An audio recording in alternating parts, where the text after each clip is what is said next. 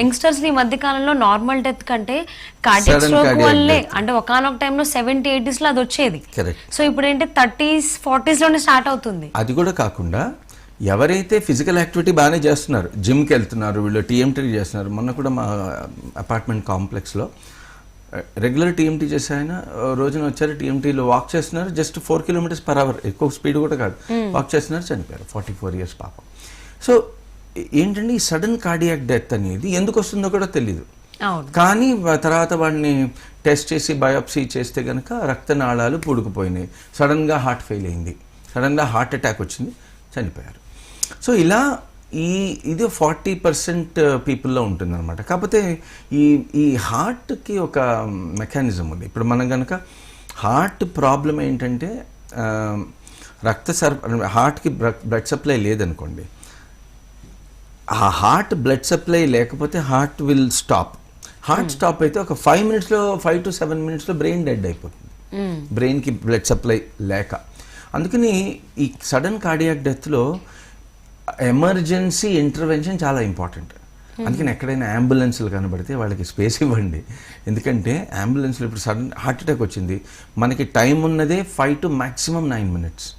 ఆ టైం లోపల మనం కనుక తీసుకువెళ్తే కదా హాస్పిటల్లో సిపిఆర్ అని ఒక పద్ధతి ఉంది, కార్డియో పల్మనరీ రిసూసిటేషన్ అని చెప్పి. ఆ పద్ధతి ద్వారా చాలామందిని మేము రివైవ్ చేస్తూ ఉంటాం వాళ్ళు కనుక ఆ టైంలో వస్తే కనుక.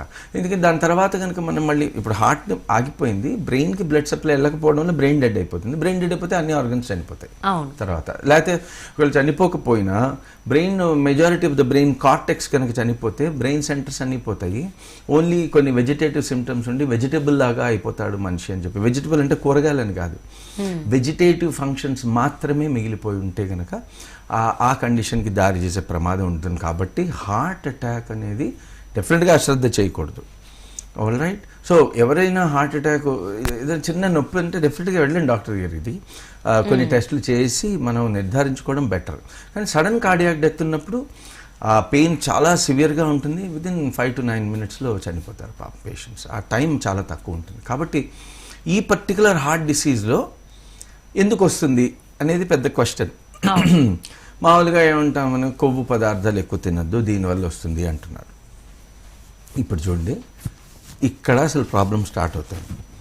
ఈ కొవ్వు పదార్థాలు అనేవి ఫస్ట్ అసలు మన బాడీలో కొవ్వు ఎక్కడెక్కడ ఉంటుంది అని అంటే, ఇప్పుడు స్కిన్ ఉంది కదా, ఏ ఆర్గన్ ఏ సెల్ అయినా మన బాడీ అంతా కూడా సెల్స్ ద్వారా నిర్మాణం అయింది. ఓకే, మన దాదాపు 10 లక్షల కోట్ల సెల్స్ ఉంటాయి మన బాడీలో, 10 లక్షల కోట్ల సెల్స్.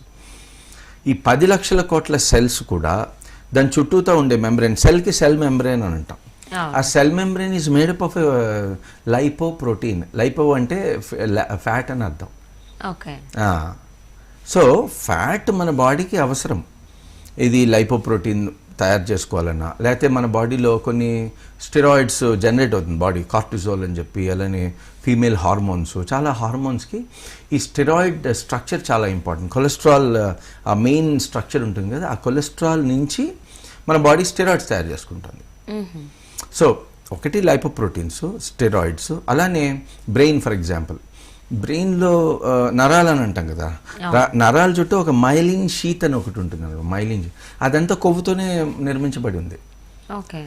నెంబర్ 1. కానీ దీనిలో ఏంటంటే ఈ కొవ్వు గనక అతిగా అయితే ఆ కొవ్వు మనకి బాడీలో రక్తనాళాల్లో పేరుకుపోయి హార్ట్ అటాక్ వస్తుంది అని చెప్పి మనకి చెప్తున్నారు. ఇక్కడ ఒక పెద్ద సమస్య ఉంది ఇప్పుడు. ఎందుకనంటే ఇప్పుడు మీరు ఈ టాపిక్ ఎత్తారు కాబట్టి మనం we have to talk about this problem. కొవ్వు, మంచి కొవ్వు, చెడ్డ కొవ్వు, గుడ్ కొలెస్ట్రాల్, బ్యాడ్ కొలెస్ట్రాల్ అని అంటున్నారు, రైట్? సో గుడ్ కొలెస్ట్రాల్ అంటే మన బాడీలో HDL అని అంటాం. సో HDL అనేది 40 నుంచి 60 ఉండాలి, 60 కంటే ఎక్కువ ఉంటే మంచిది అని చెప్పి. ఇంతకుముందు 40 నుంచి 60 అనేవాళ్ళు, ఇప్పుడు 60 కంటే ఎక్కువ ఉంటేనే మంచిది అని చెప్పి చెప్తాను. ఎంత ఎక్కువ ఉంటే అంత మంచిదనే అభిప్రాయంలో మనం సైంటిఫిక్గా అది చెప్పబడుతూ వచ్చింది అనమాట. 1982లో మర్క్ వాళ్ళు దీన్ని ప్రపోజ్ చేశారు. ఫస్ట్ టైం మర్క్ వాళ్ళు కనుక్కున్నారు, అంటే ఈ యుగంలో. అప్పుడెప్పుడు మన వాళ్ళు చాలా అడ్వాన్స్ రీసెర్చ్ చేశారు. దానికి మనం వద్దాం. ఇప్పుడున్న సమస్యని మన ప్రాచీనమైన ఆయుర్వేదం ద్వారా ఏమైనా మనం నివారణ చేయగలమా, లేకపోతే దానికి ఆన్సర్ చెప్పగలమా అనే మన ప్రయత్నం ఇప్పుడు చేద్దాం. అసలు ప్రాబ్లం ఏంటో ఫస్ట్ అండర్స్టాండ్ చేసుకోవాలి. సో మర్క్ వాళ్ళు క్లాసిఫై చేశారు, బాస్ దీనిలో హెచ్డిఎల్ అని ఎల్డిఎల్ అని, కొలెస్ట్రాల్ ఒకటే కాదు, ఒక ఫ్రాగ్మెంట్ కాదు, ఇది 4 రకాలుగా ఉంటుంది. హెచ్డిఎల్ అని, ఎల్డిఎల్ అని. హెచ్డిఎల్ అంటే హై డెన్సిటీ లైపోప్రోటీన్, ఎల్డిఎల్ అంటే లో డెన్సిటీ లైపోప్రోటీన్, తర్వాత very low density lipoprotein, triglycerides TGL అని. ప్రతిదానికి ఒక ఫంక్షన్ ఉంటుంది. హెచ్డిఎల్ ఏం చేస్తుందంటే అది ఇవన్నీ కూడా లివర్లోనే తయారవుతున్నాయి.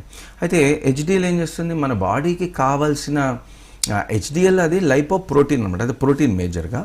దానికి కొంత ఒక కొలెస్ట్రాల్ ఫ్రాక్షన్ అతుక్కుని అది బాడీకి అవసరమైన చోట్లకి పంపించి ఎక్కడెక్కడ ఏ ఫ్యాట్ మనకు అవసరమో అక్కడ అది సరఫరా చేస్తుంది. ఎల్డిఎల్ ఏం చేస్తుంది, మన బాడీలో ఏదైతే అనవసరమో సాచ్యురేటెడ్ అండ్ ఫ్యాటీ యాసిడ్స్ అంటామో దాన్ని పట్టుకుని మళ్ళీ వెనక్కి ఎల్డిఎల్ అనే కొలెస్ట్రాల్ లివర్ దగ్గర తీసుకొచ్చేస్తాం. సో విఎల్డిఎల్ కూడా ఆల్మోస్ట్ అదే ఫంక్షన్. ట్రైగ్లిసరైడ్స్ అంటే ఇమీడియట్గా మన బాడీకి కావాల్సిన ఎనర్జీ రిక్వైర్మెంట్స్తో పాటు కొన్ని ఫంక్షన్స్ చేస్తుంది. మరి టూ మచ్గా చెప్పి కన్ఫ్యూజ్ చేయాలని లేదు నాకు. బట్ జనరల్లీ ఏంటి, ఒక గుడ్ కొలెస్ట్రాల్ ఉంది, బ్యాడ్ కొలెస్ట్రాల్ ఉంది. గుడ్ కొలెస్ట్రాల్ ఎంత తక్కువ ఉంటే అంత మంచిది, బ్యాడ్ కొలెస్ట్రాల్ ఎంత తక్కువ ఉంటే అంత మంచిది అని చెప్పి మనం ఆల్రెడీ చాలా రోజుల నుంచి వింటున్నాం. ఇక్కడ రీసెంట్గా మలిన్స్కీ ఎటాల్ అని చెప్పి మలిన్స్కీ అని ఒక Russian scientist, Russian cardiologist, researcher. ఆయన ఒక ఇంట్రెస్టింగ్ కాదు, ఒక కాంట్రవర్షియల్ కాన్సెప్ట్ ప్రజెంట్ చేశారు. కాన్సెప్ట్ కాదు, డేటా. ఏంటంటే మలిన్స్కీ ఎటాల్ అని ఆయన దాదాపు 122,000 మంది హార్ట్ అటాక్కి గురి అయిన పేషెంట్స్ని అనలైజ్ చేశారు. అనలైజ్ చేసి కనుక్కున్నది ఏంటయ్యా అంటే, ఏదైతే బ్యాడ్ కొలెస్ట్రాల్, మన బ్యాడ్ కొలెస్ట్రాల్ అనేది ఒక లెవెల్లో ఉండాలని, గుడ్ కొలెస్ట్రాల్ ఎందుకు 60 కంటే ఎక్కువ ఉండాలంటున్నాం కదా, బ్యాడ్ కొలెస్ట్రాల్ 100 కంటే తక్కువ ఉండడానికి ప్రయత్నిస్తున్నాం మనం. ట్రైగ్లిసరైడ్స్ 160 కంటే ఎక్కువ ఉండకూడదని చెప్పి ప్రయత్నిస్తాం. 100 కంటే తక్కువ ఉంటే ఇంకా మంచిదని. ఎల్డిఎల్ కూడా 100 కంటే తక్కువ ఉంటే ఎక్సలెంట్ అని చెప్పి 100 కంటే తక్కువే ఉండాలంటున్నారు. ట్రైగ్లిసరైడ్స్ మాత్రం 160 లోపల ఉండాలని చెప్పి 170 లోపల కొంతమంది చెప్తున్నారు. మేము చదువుకున్న ఇప్పుడు కూడా చదువుకుంటున్నాం. అయితే ఎండి పాస్ అయిన టైంలో 270 ఉండేది యాక్చువల్లీ నార్మల్, ఇది ట్రైగ్లిసరైడ్ వాల్యూ. సరే దాన్ని క్రమేణా కొద్దిగా తగ్గించడం చేశారు బికాస్ ఆఫ్ సమ్ డేటా.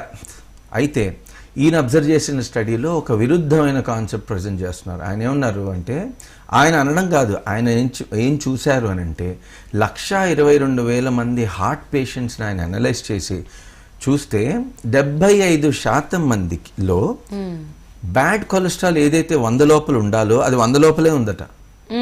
అలానే ట్రైగ్లిసరైడ్స్ కూడా 100 లోపలే ఉన్నాయి. ఆయన మొత్తం రీసెర్చ్ చేసి ఆ పేషెంట్స్లో వాళ్ళని పర్మిషన్ తీసుకుని ఎక్కడెక్కడ ప్లాక్స్ ఉన్నాయి, రక్తనాళాల్లో బ్లాక్స్ అంటాం కదా, వాటిని బయాప్సీ చేసి చూస్తే అందులో పేరుకుపోయింది ఎల్డిఎల్ ట్రైగ్లిసరైడ్సే. 100 కంటే తక్కువే ఉంది. కానీ ఎల్డిఎల్, ఆయన అంటారు ఎల్డిఎల్ వలన ట్రైగ్లిసరైడ్స్ వలన వీళ్ళకి హార్ట్ అటాక్ వచ్చిందని చెప్పారు ఆయన 75%. సరే, అంటే ఇక్కడ ఏమైంది, బ్యాడ్ కొలెస్ట్రాల్ నిజంగా బ్యాడా అని అనుమానం వచ్చేలాగా ఈ యొక్క రీసెర్చ్ ప్రజెంట్ చేయబడింది. నెంబర్ 1. నెంబర్ 2 ఏంటి, ఏబర్హోల్మ్ అనే డానిష్ రీసెర్చ్ గ్రూప్ ఒకటి ఉంది. వీళ్ళిద్దరూ సైంటిస్టులు, డెన్మార్క్ నుంచి, డానిష్ రీసెర్చ్ గ్రూప్ అంటాం. వీళ్ళేం కనుక్కున్నారు, కాకేషియన్స్ అంటే కాస్పియన్ సీ, అజర్బైజాన్, ఆర్మేనియన్, కొంతమంది ఇరానియన్స్, కొంతమంది Iraqis, Afghanistan, Pakistan, some Indian parts, కొంతమంది నార్థన్ పార్ట్స్ ఆఫ్ ఇండియాలో వాళ్ళ బ్లడ్ అనాలిసిస్ అంతా చేసి అక్కడ హార్ట్ అటాక్ జరిగిన పేషెంట్స్ అంతా అనలైజ్ చేసి చూస్తే వీళ్ళలో దాదాపు 90%, దాదాపు 7,000 మంది పేషెంట్స్లో చూసారు, 90% మందికి హెచ్డిఎల్ 60 కంటే ఎక్కువ ఉందట. ఏదైతే గుడ్ కొలెస్ట్రాల్ 60 కంటే ఎక్కువ ఉండాలో 60 కంటే ఎక్కువ ఉంది.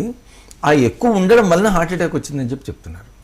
ఓకే, ఇక్కడ పెద్ద సమస్య స్టార్ట్ అవుతుంది. అంటే ఏదైతే ఇన్ని 30 సంవత్సరాలు దాదాపు $22 ట్రిలియన్ ఖర్చు పెట్టారు ప్రపంచవ్యాప్తంగా స్టాటిన్స్ అనే మందుల ద్వారా.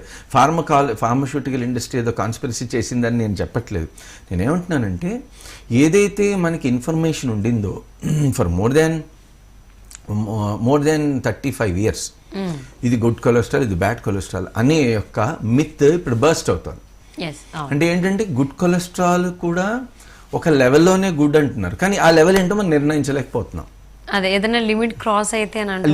ఆ లిమిట్ అదే తెలియదు తెలియదు కదా, లిమిట్ అనేది తెలియదు. ఇప్పుడు మామూలుగా ఒక ట్రాఫిక్ రూల్ ఏంటంటే ఒక థిక్ లైన్ ఉంటే దాన్ని దాటకూడదు, అది లిమిట్. ఆఫ్ కోర్స్ మన వాళ్ళు ఎటన్నా దాటి వెళ్ళిపోతారు, అది వేరే విషయం అనుకోండి. కాకపోతే ఇక్కడ హెల్త్ పరంగా చూసుకుంటే కనుక ఆ లిమిట్ ఎప్పుడు క్రాస్ అయ్యాము?